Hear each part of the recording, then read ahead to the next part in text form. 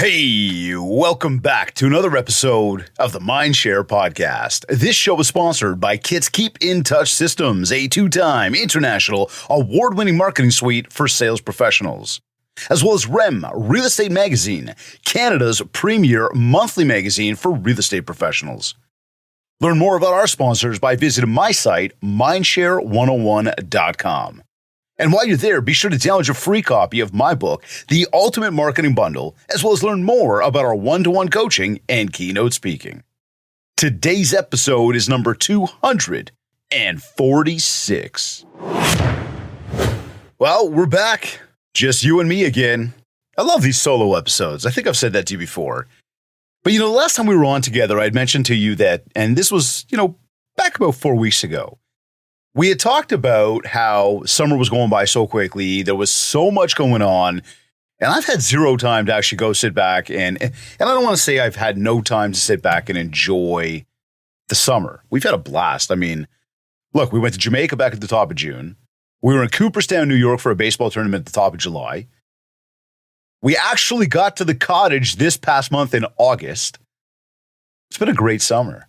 Now, aside from Mother Nature, sending all sorts of rain all the time, truth be told, when it comes to baseball season, we did not have that many rainouts. In fact, we only had one game rained out, so I can't be complaining about that. But when it does come to baseball season, I can certainly complain about the finish that we had because, oh boy, well, really wasn't what we were looking for. We went into the playoffs. We had goals, and I think I'd mentioned this to you at one point before, right? But whether you're a professional in the business world or you are a 12-year-old baseball player, if you don't have goals, if you don't have something that you're looking to achieve, how are you ever going to achieve it? Now, the reality is most people probably have something top of mind for themselves that they want to accomplish, things that they think about, things that we look at. And I'm sure that when you look in the mirror, you've got those things that you say, you think to yourself, like, that's what I want, or that's who I want to be, or that's what I want more of. And that's okay, because we all want. The difference is, are we willing to work for it?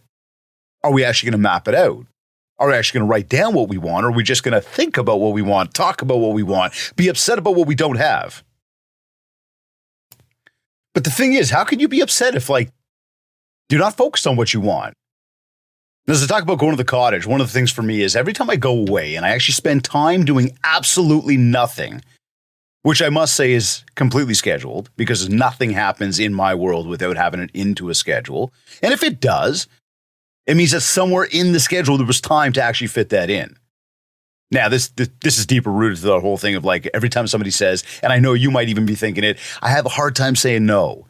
Or I like to say yes to everybody. I like to help everybody with everything. And look, there's nothing wrong with that. In fact, when you are a small business, you are an entrepreneur, you are in sales, we need to think about other people. We need to think about how we can help those people.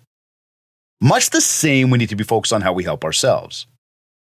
But here I am sitting at the cottage, and I actually made it to the cottage this past month. We spent a whole bunch of time up there, and fingers crossed we're going to be going back up there before the snow hits. But, you sit up there, and for me, it takes probably a day to 2 days to actually settle in. And it sounds weird, right? I'm not talking about unpacking my bags. I'm talking about unpacking my mind. See, I'm going 24/7. There's always so much to do. I wear a ton of different hats. And I know, look, I'm giving you a sense of me and saying, I want you to reflect on you.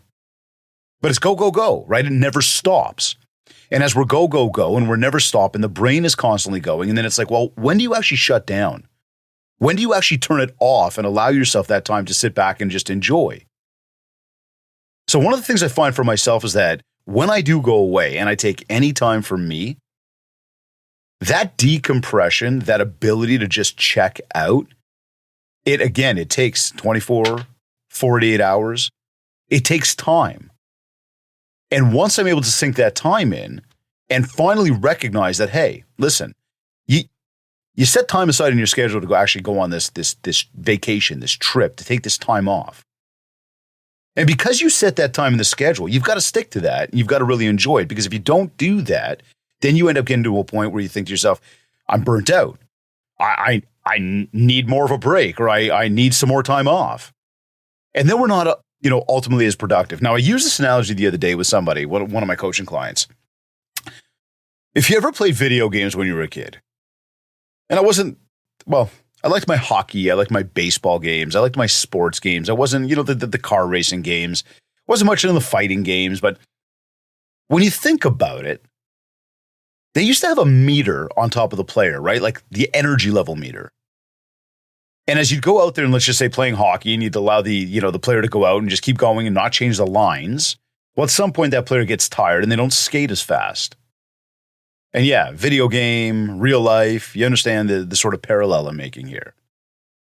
That player then needs a break. You've got to take them off the ice, put them on the bench, and allow them to recover, to build their energy back up. Just like a car, you got to go put more gas in it to make sure that it's running and then, maintain it with the oil.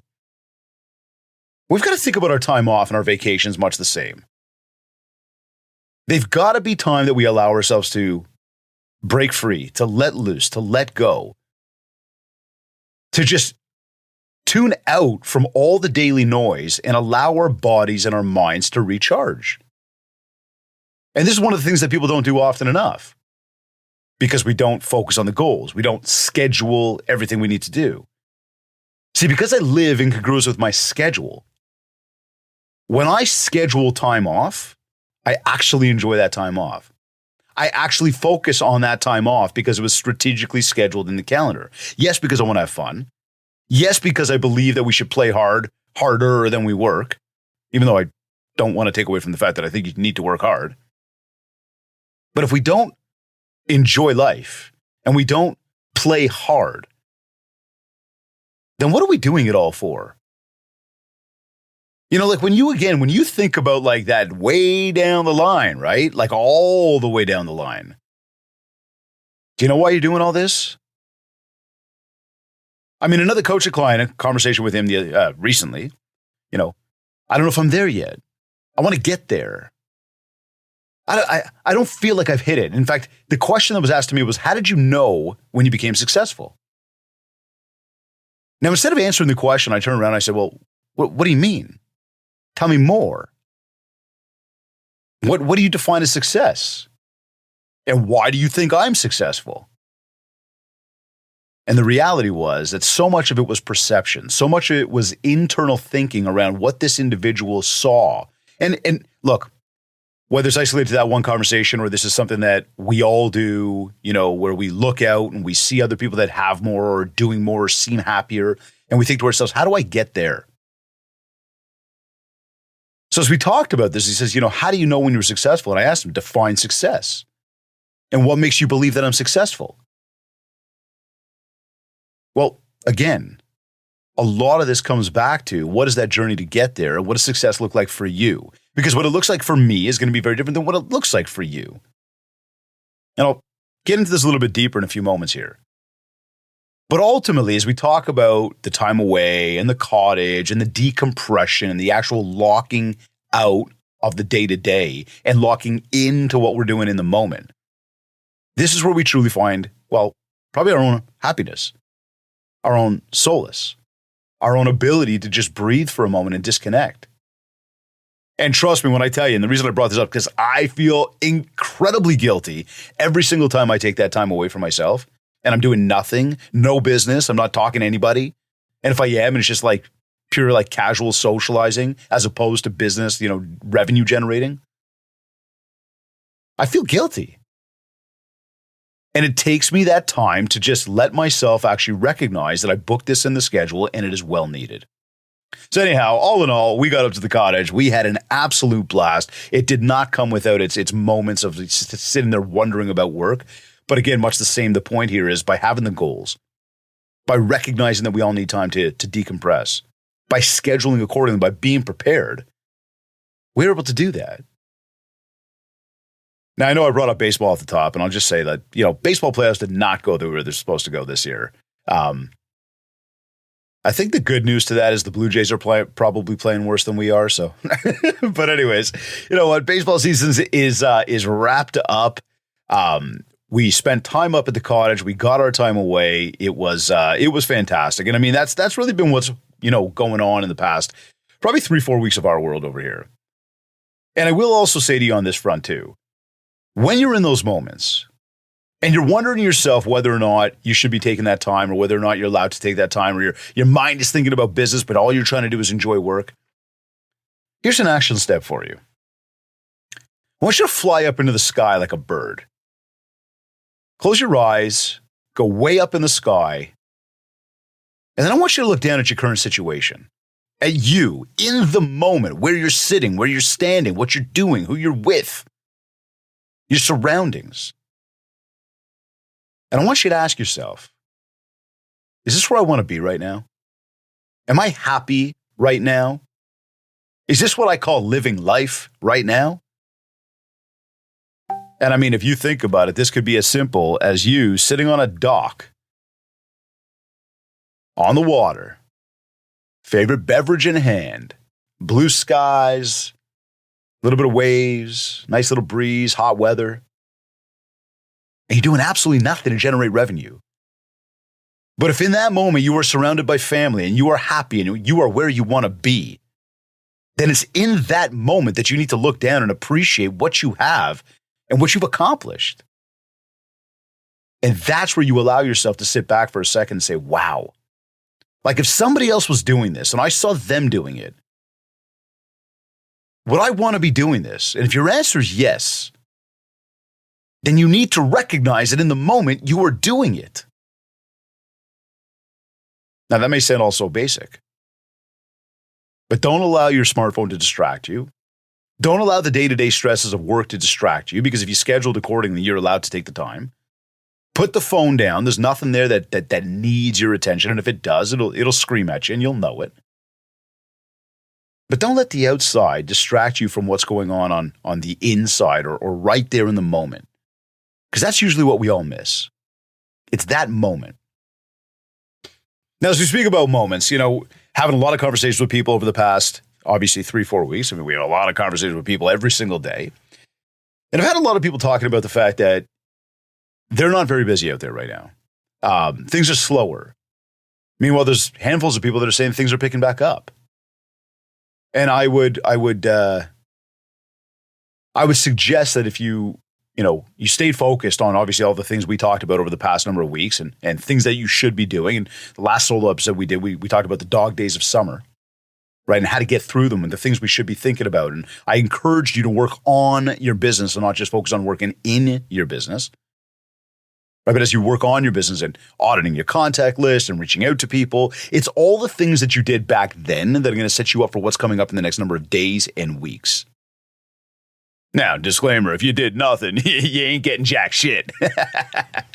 If you did absolutely nothing, you lamented about how bad the market was and you enjoyed your summer to the fullest, but you as much as I said, just enjoy. You didn't pack in any work in there and you didn't take the opportunity to work on the business while you had the time to do so. Well, yeah, next number of weeks and months might be a little bit slower for you. Much the same if you did the things you were supposed to do and you made the calls no matter how you felt and no matter what people said to you, and you had those ongoing monotonous conversations about, so how's the market? What are the rates doing? Where do you think it's going? But you just repeat like a broken record the same answers, and you educated people. You were that conduit of information for people. Then you're setting yourself up for opportunities to come that are coming. Because again, we are now officially into the fall market, right? School's getting started again. People are getting back to work, back to regular routines, back to nighttime habits, nighttime routines as opposed to like staying up all night, whatever it be. Everything's getting back to that, right? Oh yeah, traffic's going to get back there too. Brutal. But everybody's getting back to that at the moment. And now, as people are coming back from it and they're not as distracted by the summer, they're now going to get back into the normal routine. They are going to be coming back up for conversations and possibility of selling something or buying something. So yeah, some pockets are slow and others are good. But if you're out there connecting with people, if you're out there doing the things that you're supposed to be doing on a regular basis, and look, I'm gonna break this stuff right down really easily, okay? There are opportunities on the horizon. They are coming. In fact, I said this for the past 2-3 years now. I've asked, however many people it's questioned. But where are people getting all the money? Right back when the houses were selling for over asking by $100,000, $200,000, $300,000, where people were leveraging themselves with low interest rates. I kept saying, where are people getting all the money? And I heard these crazy excuses like, well, there's a lot of gifting going on and there's a lot of immigration happening. Fine. But something didn't add up for me, because when you really do the math and you go, okay, but you got qualified now for all that money you might not have even had to begin with. You had to go get extra. What happens upon renewal time? And this was 2-3 years ago I said this, but what happens in 2 or 3 years or 3 to 5 years when people start coming up for renewal? What happens to their mortgage? What happens to the mortgage payment? Can they afford the extra $500, $1,000, $1,500, $2,000 a month that they probably shouldn't have spent to begin with? I don't believe so. I believe, and I've said it before, and I'll say it again, and I'm saying it before and again, and I'm repeating myself right now, but I'm doing it very much on purpose. People are going to need to sell. There's going to be a lot of people that cannot afford that mortgage. We're already seeing it. We're already seeing people who recognize they over-leverage themselves. But I believe it's going to get bad. Now, I'm not saying Chicken Little sky's falling over here, even though I kind of maybe am saying something like that. There's going to be people that can afford. There's going to be people that can sustain it. But a lot of people are not going to be able to. I mean, we're already seeing prices come down by 100, 200, 300,000 in some markets. Obviously, the higher the value of the home, the bigger the drop is going to be. But we're seeing it. I just saw one around the corner from my place listed at X and dropped by 100K 10 days later. Because there's not enough action happening. Now, not enough action. Not enough action compared to what there was 2 years ago, 3 years ago when houses weren't lasting, when people were having to do the over asking with no conditions. Now you got the opportunity to do a proper deal. Now you got the opportunity to add conditions in there and protect your buyer. You got the opportunity to actually get a home inspection, make sure financing is good as opposed to just let's go blindfolded, just sign it so we can get this place. So there's a lot of opportunity there. Now, on the flip side, obviously with sellers, they've got these expectations that their house is going to sell for X when you know that it should sell for like Y. And Y is obviously lower. Because they're looking back on what it was, not what it is, and not where it's going. And that's part of the education right now as well, is you need to understand your marketplace. You need to really understand the value of the houses in there and understand what's going on in the bigger picture of the market and potentially even where things are going. This way you can have an educated conversation and educate your client, your seller in specific, around what that list price really should be. And what they may believe it should be versus what, if you compare it, it should be. And again, it's difficult to do the comparisons right now, simply put, because things are changing, because there hasn't been as much action over the past few months. Now I say it, the past few months people have been distracted, summertime, vacations, just decompression. Now as people are coming back into it, the fall market, things will pick back up. Recognize again, on a buy side, you got the opportunity to do a good deal. On the sell side, you've got to educate your client on what that property really should go for. And if you list it at the right price and you market it properly, there's still going to be great deals to be had out there, great deals to be made out there, and you're still going to be able to move that property. But if you overlist and, listen, you get it. It's going to sit on the market longer. People are going to wonder what's going on with that place, and then you're not going to get the money you ultimately want. I remember that, Back when I used to, way back in the day, we used to buy cars at auctions. And the reason we did that was because we got it at such a discounted rate that I could drive it for, 4, 6, 8 months, 12 months sometimes, then sell it like a used car, sell it in the used car market, and actually profit on that car. Well, I also remember, though, there were times where somebody would call and they'd make an offer, and they'd lowball me on the offer. And I'd always turn down that first offer. I was like, nah, I'm going to get the money I want for it. But then there was times where I'd sit there for 2, 3, 4 weeks sitting on that car, only to finally say, you know what? If somebody comes along for that offer, which was the offer I originally got like 4 weeks earlier, I'm just going to get rid of the car because I don't want to sit on this thing anymore. I don't want to deal with the headache of showing it to people anymore. So again, sometimes looking at that first offer and trying to make a deal, and I guess this whole thing goes deeper about the art of making a deal, negotiation, looking at where the opportunities are, looking at what two parties, if you got two willing parties, what can you do to make something happen, right? So I'm not suggesting you take the first deal or the first offer that comes through, but I just brought up that sidebar story because it hit me in the head of I remember I'd sit around waiting, thinking, oh man, maybe I should have taken that. And sometimes it costs you more money. Anyways, the bottom line I'm trying to say here is make sure you understand what the market's doing in your area so that you can educate your sellers on what that list price should be. And again, you list it right, you market it right, things will move. We're not in a bad market. In fact, people that have been in this market or in this game for 20, 30 years will tell you this is a fine market. Yeah, rates are up a little bit. And in fact, we know that rates are poised to go up a little bit more. But it also means that there's more opportunity out there.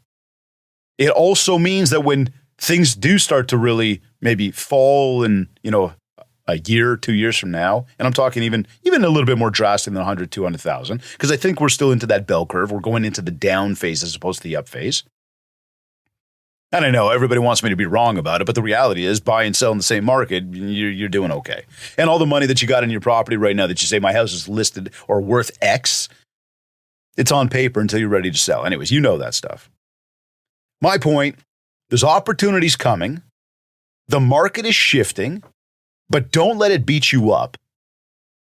Don't let it take advantage of where you could be making more because we got 1 quarter left in this year. And we got 1 quarter left in the year, and we got a lot of opportunity to really pick up and finish this year off on a high note, right? We're talking like literally 4 months left. You could say a quarter plus a month, but again, the December ends up being a write-off. Everybody goes away or everybody, is distracted with the holidays. It's kind of like everybody was during the summertime. So we got about 3 months to really take our business to where we want to take it, to generate the revenue we want to generate, to try to hit those goals that we wanted to hit. And in order to do so, we've got to focus on a few things, okay? Some really simple, basic stuff, but here's some action steps for you when you're sitting there going, so what do I do? How do I take that to that next level? Well, number one, make your phone calls. In fact, let me rewind on that. Number one, schedule. Be prepared. What time am I going to make my calls and who am I going to call tomorrow? Okay? So that's the second one is make those calls. 3 to 5 people on your contact list daily just to say what's up, just to touch base, to find out how their summer was, figure out what they were up to, make conversation about that. Just say hi. Your active clients, touching base with them on a regular basis just to make sure that they're having a positive experience around everything that's going on. And then, of course, any new leads that come through.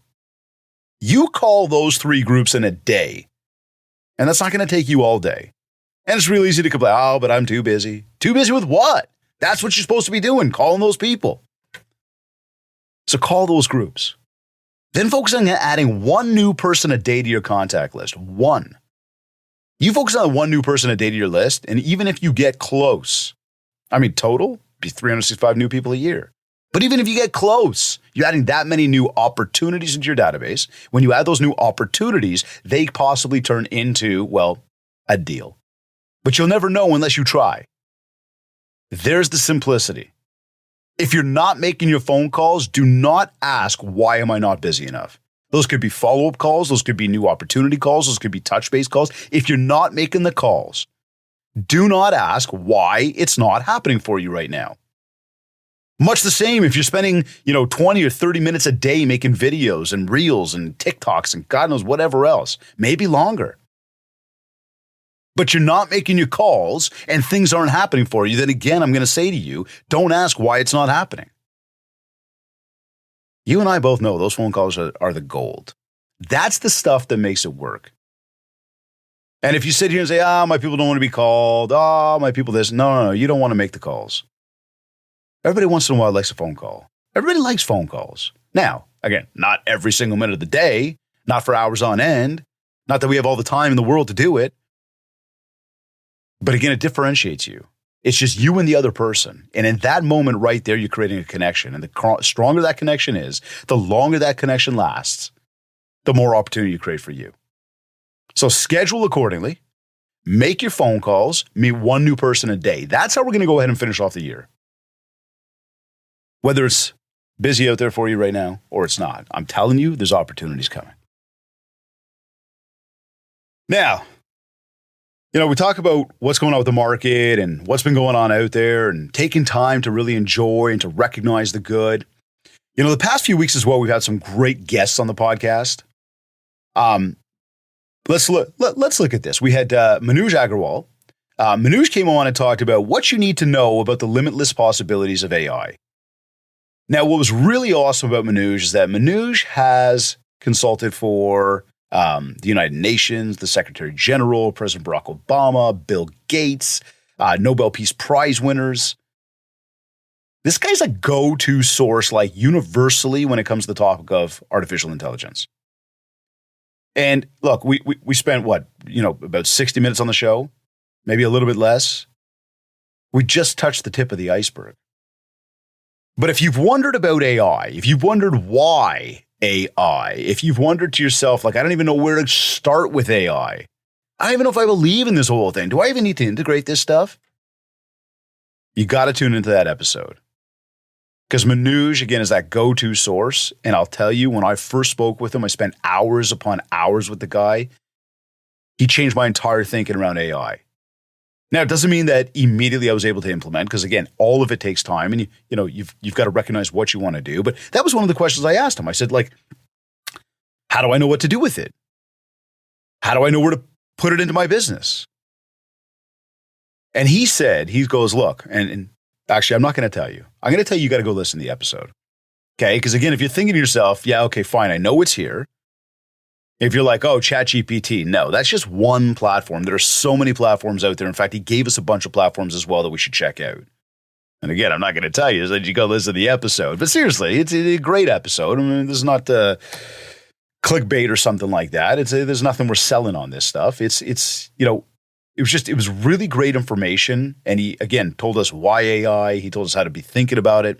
When I asked him, what could I do to implement into my business today? He gave me a suggestion on what to look at and be able to analyze to say, this is where I would incorporate it. So I encourage you to check that out. We also had one of my coaching clients, a Chairman's Club winner, meaning she's one of the top RE/MAX agents there is. Kelsey Balluz was on the show, and we talked about how to make a shit ton of money in real estate. Now, Kelsey is an amazing, amazing individual. She's got an amazing energy about her, an amazing charisma about her. And one thing that struck me about her over the years, outside of the fact that she's taken on handfuls of listings a week, she barely gets fazed by anything. Like nothing rocks her. Now, of course, we're all human. So internally, there's going to be things that are going to get us, and then whatever. It is what it is, right? C'est la vie. That's life. But she barely shows it, ever. Always happy. And again, for the amount of money she does, the amount of deals she does, but the success she's having overall in this business and how she carries such a great mindset about it, you've got to tune into that episode with Kelsey about how to make a shit ton of money in real estate. And the most recently, last week, I had Adam Lyons on the show. And Adam and I talked about your blueprint for success. And I mean, this guy's just magnetic. From the day that I met him, he's got a great charisma about him. He's incredibly intelligent. He's got a lot to say. He's animated. He's fun when he speaks. Creative. I don't know if I said that, but really, really awesome conversation. And I had asked him about, how important is it to be magnetic? And when you walk into a room, are you really working towards doing that? And he gave a brilliant answer. I thought it was deep. It was well thought out, but it was heartfelt. It was true. It was genuine. It was natural. Again, you're going to have to tune in to hear what his answer was on that, but as well as a lot of the other suggestions that he has, because when we talk about, blueprint for success, he's consulted for Nike and Pepsi and some massive, massive, massive companies. He's been in the media. Just a real genius at making a lot of money. And again, a great mindset about him. So looking at that one, check it out, Your Blueprint for Success. Some great shows. I mean, I got to say, we are so fortunate to have so many amazing people join this podcast as guests, as well as you as a listener. And you have no idea how grateful I am that you tune in. And if this is your first time tuning in, thank you for joining. And if you're a regular listener, again, thank you for tuning in on a regular basis. Much the same, if you haven't left a review yet, I would ask you, please go head over to iTunes, go to Spotify, leave a review, rate the show. We also make it super easy by going to ratethispodcast.com/MindShare101. You can go ahead and rate. But again, that so helps us. You know, we're in the top 2% globally for podcasts. We were just voted the number 25 podcast of the top 40 real estate podcasts in North America. I think that's pretty cool. You know, it's number one is always, it would be nice, but the reality is like being on the list, just being on the list. Got to appreciate that because there's not only 40 real estate podcasts out there. So anyhow, that's a big thank you to you. Just grateful that you continue to tune in. Makes me happy, makes me happy. Like it's like when you look at it and think, you sit here, you record, you put it out there, and look, you got to put this in parallel with any work that you do. Whether it's recording videos, making phone calls and just leaving voicemails, getting out and door knocking and not meeting anybody, but just leaving things behind, making the connections that you got to make with people and thinking that they're not going anywhere. Anything that you do, when you put in the effort, you will get the results. But if you don't put in the effort, you cannot expect the results. So here we are on episode 246 of the MindShare podcast. And I don't know how different it feels from day one when we started doing it. It might feel just the same. But if I look back, it is nowhere close to just the same. We have grown immensely, tremendously. Like the amount of listeners that continue to tune in, the amount of I guess that's it, people that download the episode and actually listen to it, the places in the world that people are listening to the show. It only happens because we started at some point. It only happens because we tripped over ourselves at some point. It only happens because we keep putting in the effort no matter what. We're just not giving up. I don't give up. I'm not giving up. There's no reason to. So whatever it is that you're thinking is not working.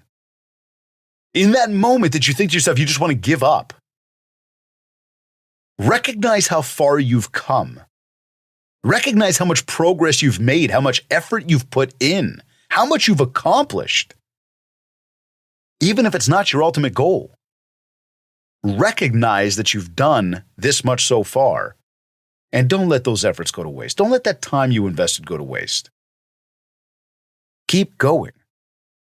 Because most people give up.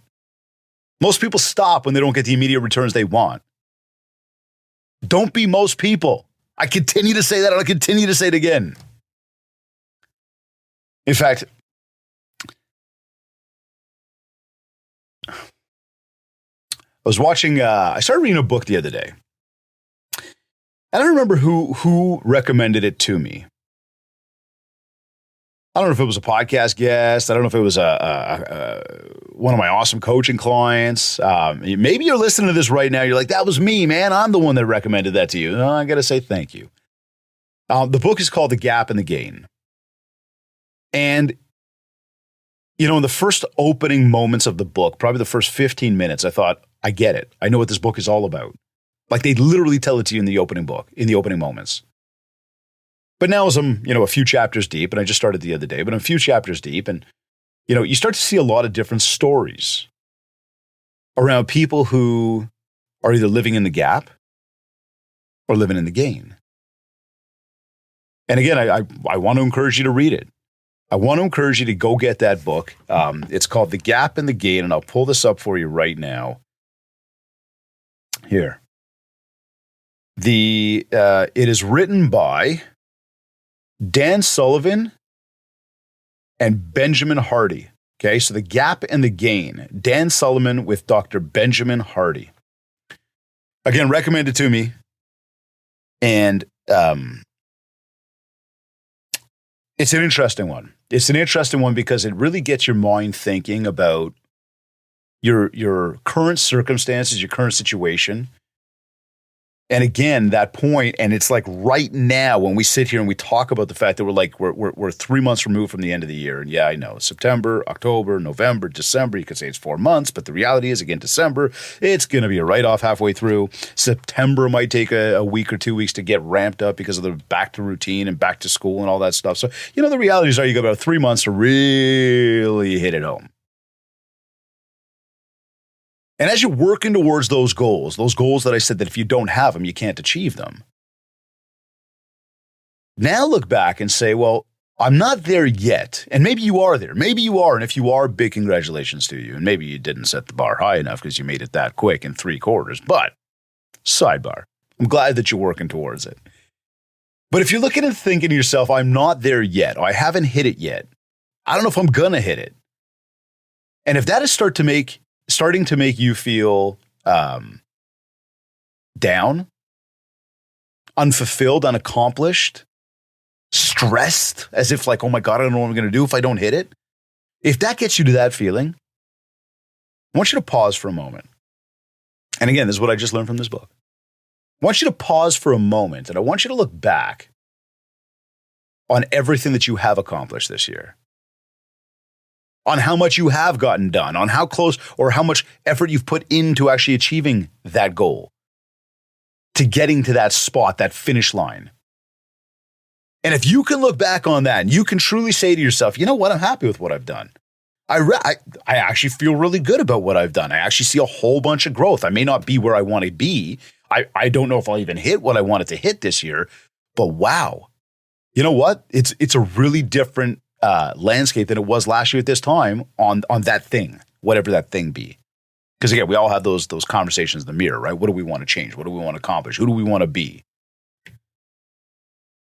So by recognizing all the growth you've already had, that is where you start to look and say, oh, you know what? I am achieving. And then that feeling is going to propel you to go put more effort in, to go accomplish more. So we've got to look at what that journey looked like and be proud of the journey that we took and everything we've done along the way. And I got to tell you, interestingly enough, and this is actually like completely circumstantial. This is completely, just a fluke. Like, I don't know how this happened like this, but I turned on this book, whatever it was last week at some point. I turn on the book. I like to, listen to my books. Hey, you're listening to a podcast, same thing, right? This is feeding your brain. But I turn on the book and they open up and they actually reference this the line or I don't know if it's a title or whatever, but the pursuit of happiness. The pursuit of happiness. And the way they explained it in the book was almost this, it's kind of all wrong. It's like we're chasing happiness. Meanwhile, if we recognize all the growth that we've already had and everything we've already accomplished, we should already be happy. And that's when it was like light bulb moment for me. I'm like, oh my God, it makes so much sense, right? If we're always gauging where we want to be and what we're trying to achieve, and that's what's going to bring happiness, then are we truly ever happy? And if you're like me, which I imagine most of you are because you like to tune in, so yeah, what up, props. But if you're like me, then as you sort of get to that point that you wanted to get to, you start to recognize, you're like, wait a second, I want to go more. I want to do more. I want to accomplish more. So we're always, as Kevin Hart says, moving the goalpost out further. Which then means what? Are we never truly happy? Are we never truly accomplishing what it is that we want to accomplish? Think about that one. So the pursuit of happiness is about going after being happy. which means we're not technically living happy. Now, here's where the irony comes in. I'm reading the book, the light bulb moment goes off, and I think to myself, wow, this makes so much sense. I really need to, focus on the moment. Focus on where I am right now. Just like I said to you off the top of today's show, if you're sitting on that dock and you're sitting there with family and friends and you've scheduled to be there and you know that that's the time you're allowed to be there, yet your mind is stressing about work, you've got to remind yourself that at this moment in time, this is what you scheduled yourself to do. This is where you're supposed to be. So take every single ounce of it in. Don't let it pass you by, because that is where happiness is. So again, interesting, right? Pursuit is chasing, yet the book I'm reading is saying, it's the moment. It's the in the moment. It's not what you're trying to get to. And that's what we've got to enjoy. And when you do that, you're going to enjoy life more. Try that. Now, again, the irony though, this past weekend, and I haven't told Jennifer about what book I'm reading. I haven't told her about any of this stuff. Not that it's a secret. I haven't said anything. Doesn't she say to me, and I know you might say, like, really? You never watched that? But she's like, you know which movie I want to watch? I'm like, which one? She goes, The Pursuit of Happiness. I'm like, you got to be kidding me. She's like, why? You don't want to watch it? You've seen it? I'm like, no. And then I started telling her about this book. Go figure. She lines up and says, let's watch this movie, only days removed from me starting this book. She's got no idea I started the book. And the book references not the movie, but the whole concept. So I thought, I have to watch the movie, right? Have to watch it. And I know. Should have watched it a long time ago. Will Smith, and he's got his son, his real son, in the movie with him. It was a beautiful movie. Beautiful movie. I don't know, it was 2 hours or something. And I got to tell you that the hour and 55 minutes of it, hour and 50 minutes of it, it's sad. It's a tough story. It's watching somebody struggle to find happiness. Yet along the way, as I'm watching the movie, I'm watching this guy who's, got a business, he's in sales and he's trying to sell something. He's having trouble selling because not everybody wants to buy. And he's running from meeting to meeting and he's doing his follow-up and he's being polite to people and he's sucking it up and he's biting his tongue. People are shutting him down. And you sit there for a moment as a business owner, as a salesperson, as, again, an entrepreneur, and you think to yourself, oh, wow, man, I totally get that. Like, I've been there so many times. How many times people have told me no? How many times people have shut me down? How many times people have told me not interested? How many times I put in so much effort to get nothing? I'm like, I can completely relate to this guy right now. And he's constantly pushing and struggling and battling, and it's like nothing's going his way. You ever feel like that? I know I have.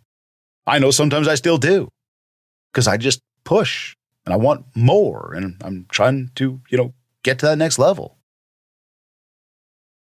Well, again, part of the realization is that in the process to get in that next level, that journey, again, that's where happiness lies, because we're making progress, we're growing.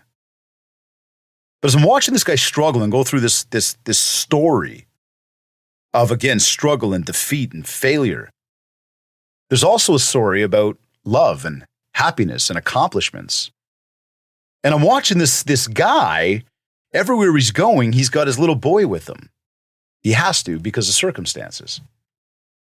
And his little boy's with him, and I'm sitting there smiling at every little interaction between him and his son. And what am I picturing for myself right there? You got that right. Me and Joshua, right? As Joshua would follow me around, or we'd go from one place to the next place, and I've got my little boy with me. And that doesn't take away from my daughter, Leah. Just, it happened to be that in the movie, it was the man and his son. If you haven't got a son and you got a daughter, it's the same thing. She's going to be there with you, and she's done the same stuff with me as well. But you start to focus on those things. You start to remember those good memories and those things, of when the kids were smaller and they'd follow us around. You start to have these just amazing, amazing, vivid memories that just bring such a smile and warm your heart. And it's, again, just incredible how watching this movie where this guy was struggling and the trials and tribulations and the sadness and the sorrow and the failure could in the same moment bring such happiness and such joy and such a connection. And all I wanted to do was like go literally wake up my kids and give them the biggest hug in the world just because that's where it sort of got me to. And I guess you could call that sappy or whatever. Fine. I got a soft spot. It's there somewhere. Jen would argue that, but it's there. But then you fast forward, right? And we talk about, again, goals, and we talk about struggles, and we talk about what's going on in the market and what's going on out there and how things might be a little bit slower. We might not be accomplishing what we want. And I bring up the book, The Gap and the Gain. And when you're in the gap, again, you're constantly chasing, but when you're in the gain, you're in the moment. Then I watch the movie, The Pursuit of Happiness, and I think to myself, like, I see it. Well, check this one out. We went to the X yesterday, Canadian National Exhibition, right? Went to the X, and we went down to just the four of us. And every single moment was the most incredible moment of my life. My kids, my daughter's never been there. Joshua doesn't remember being there. He must have been too young when he was there. So this was like the first time they were actually going to the X. And we went later on in the evening. So, we had to make sure we got there. It was, the sun was setting, but it was still up when we got there, walked around, did some of the buildings, the pavilions, whatever. But by the time we were ready to like rock, like lights were on, the music was going, the place was lit, the energy was crazy, way too many people, like just madness. Expensive like crazy. I don't remember prices ever being like that, like $10 for games versus $5. Anyways, I won't rant about that, but it's stupid, but it's worth it. It's worth it because the moments that we had as a family right there were some of the most incredible moments ever. We got to go and enjoy together, and I spent every single moment there living in the moment, truly focusing on what I had with my wife, my two children, my health, the ability to actually be there and just do and enjoy. Not worrying about work, not worrying about the messages that were coming through on my phone. And there are always many, and we all go through that. But instead of head down in the phone, it was keep that phone in the pocket and embrace the moment that you were in right now. Look at the smile on those kids' faces. Look at them eating that deep fried Mars bar or the ice cream or the snow cone or the soft pretzel brownie. Trying to remember what else we got there. But like those are the things you do, right? Living in the moment, enjoying the fact that I'm about to spend $10 on a small bucket of rings that we know, the rings that you throw in the Coke bottles that nobody ever gets. Just enjoying the moment and allow my kids to enjoy that moment and build the memories together. Because again, was it really a matter of, I didn't even plan this, check this out. Was it really a matter of the kids actually getting the ring on the bottle and winning the prize? Hitting the goal? Or was it about the journey of enjoying the moment of actually being there, buying, having the ability to buy the bucket of rings, giving the kids the rings and watching them for the first time try to throw those rings? And just the smiles on their faces and the experience they had. Or the bowling ball that you try to push, you try to get it to like sit in like the second dip without coming back. Watching them do that. Whack-a-mole.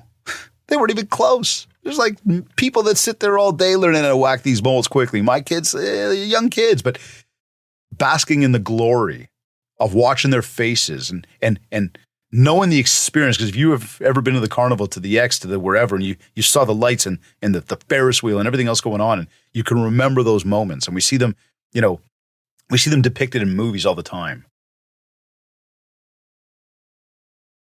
Those are memories. That's the journey. That's the happiness. And that's what I was able to do, was actually sit up there like a bird in the sky, look down on my circumstances and think to myself, I am the luckiest man in the world right now. I could be stressing about the fact that I haven't hit my goals yet. I could be stressing about the fact that I haven't hit all that other stuff that I wanted to hit yet, whatever it is. Or I could be there, right there, in the moment, enjoying the journey, enjoying where I was right then and there, and just being that bird in the sky looking down going, yes, I want to be right there in that situation right now. So I need to be grateful for it. I need to be happy for it. I need to recognize it.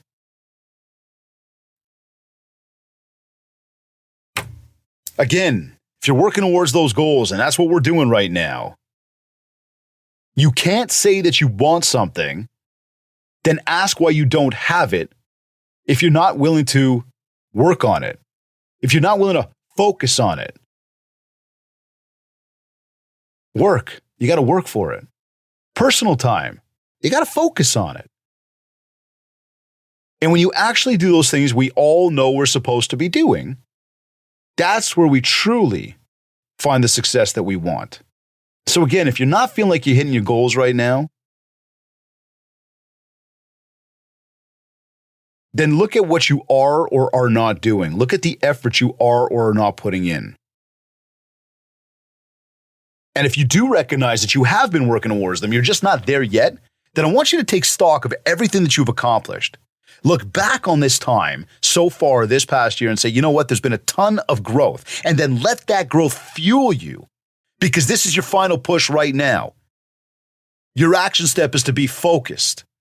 This next few months of this year, this is where we're going to make it happen. This is where we're going to get close to that finish line. We're going to cross that finish line. This is it right now. So no matter what was going on this past summer, the summertime lulls, the distractions, the slow market, it doesn't matter. It does not matter. Now you're looking ahead to the next 3 months and you're saying, I'm going to go get this. I'm going to do this. I'm going to do it with effort. I'm going to do it with happiness. I'm going to recognize my wins. I'm going to be in the moment. I'm going to enjoy the journey of getting there.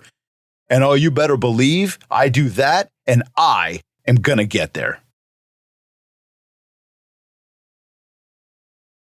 You're either listening to this on one of your favorite podcast platforms, or maybe you went to my website, mindshare101.com. And while you're there, be sure to download your free copy of the Ultimate Marketing Bundle, our 31-page ebook, including your free 90-day social media content counter to help you build more mindshare so that you get more market share. A reminder as well that if you want to talk about personalized one-to-one coaching, an in-person keynote talk for your upcoming event, and or ongoing virtual training, just get in touch with me. We'll set up a consultation call, learn more about what you're looking to achieve and how we will help you do just that. For all inquiries, just get in touch with us today. Don't forget to leave a review of this podcast at www.ratethispodcast.com/mindshare101. Connect with me on Facebook at mindshare101 and on Instagram at David Greenspan 101. I want to thank Kids Keep in Touch Systems and REM Magazine for sponsoring the MindShare podcast. Be sure to visit our site to learn more about what these powerful companies will do to help you grow your business.